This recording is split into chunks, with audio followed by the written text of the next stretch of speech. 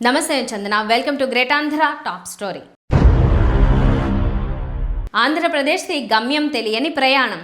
చేతిలో అధికారం ఉంటే ఏమైనా చేసుకోవచ్చనే పాలన వర్గాల ధోరణి ఆందోళన కలిగిస్తోంది. గతంలో ఎప్పుడూ ఇలాంటి సంస్కృతిని చూసి ఉండం. ఆంధ్రప్రదేశ్తో పోల్చితే తెలంగాణ రాజకీయాలు చాలా మేలు. తెలంగాణలో రాజకీయ పక్షాల మధ్య ఇంకా స్నేహ సంబంధాలున్నాయి.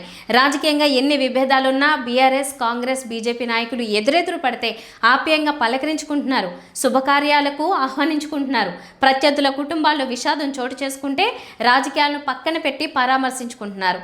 ఆంధ్రప్రదేశ్లో రాజకీయాల తీరు చూస్తే అధికారంలో ఉన్నోళ్ళు ఎలాంటి అరాచకాలకైనా పాల్పడొచ్చు. ప్రత్యర్థులేళ్లపై దాడులు చేసి తిరిగి వారిపైనే కేసులు పెట్టి జైళ్లకు పంపొచ్చు. దాడులకు పాల్పడిన వారిపై తూతు మంత్రంగా కేసులు పెట్టి స్టేషన్ బెయిల్పై విడుదల చేయొచ్చు.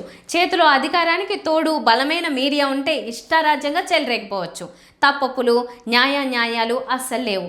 ఎలాంటి అరాచకాలకు పాల్పడినా ఆంధ్రప్రదేశ్ ప్రయోజనాల కోసమే అని నమ్మించగలిగే తక్కుటమార, గోకర్ణ, గజకర్ణ విద్యలు తెలిసి ఉంటే చాలు. ఆంధ్రప్రదేశ్లో రాజకీయ పక్షాలు అన్ని హద్దులు దాటాయి. నోటికి హద్దు అదుపు లేకుండా మాట్లాడుతున్నారు. జనం ఏమైనా అనుకుంటారనే వెరపు లేదు. అధికారం, మీడియా బలాన్ని అడ్డం పెట్టుకుని అడ్డగోలుగా మాట్లాడుతున్న తీరు ఆంధ్రప్రదేశ్ పౌర సమాజాన్ని తీవ్ర అసహనానికి గురి చేస్తోంది. అసలు ఇలాంటి సమాజంలో బతకడం ఎలా దేవుడా అనే ఆవేదన కనిపిస్తోంది. పాలక ప్రతిపక్షాలు చివరికి ఈ రాష్ట్రాన్ని ఏం చేయాలని అనుకుంటున్నారనే ప్రశ్న పౌర సమాజం నుంచే వెల్లువెత్తుతోంది.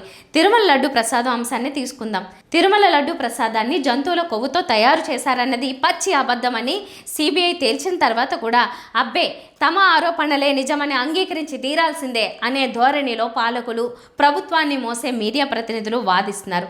తిరుమల శ్రీవారిని కించపరచడానికి కూడా వెనకాడని మహానాయకుల్ని చూడాల్సిన దుస్థితి కూటమి ప్రభుత్వం ఏర్పడిన మొదలు జరగకూడని, చూడకూడని ఘటనలు చోటు చేసుకుంటున్నాయి.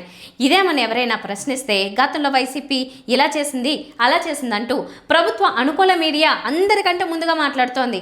ఇప్పుడు టీవీ డిబేట్లలో బూతులు మాట్లాడే వాళ్ళే కనిపిస్తున్నారు. మహిళలపై లైంగిక వేధింపులకు పాల్పడ్డే ఎమ్మెల్యే తీరుపై మాట్లాడేందుకు అదే పార్టీకి చెంది అలాంటి ఆరోపణలు ఎదుర్కొంటున్న నాయకుడే ముందుకు రావడం చూసి జనం అవాకవుతున్నారు.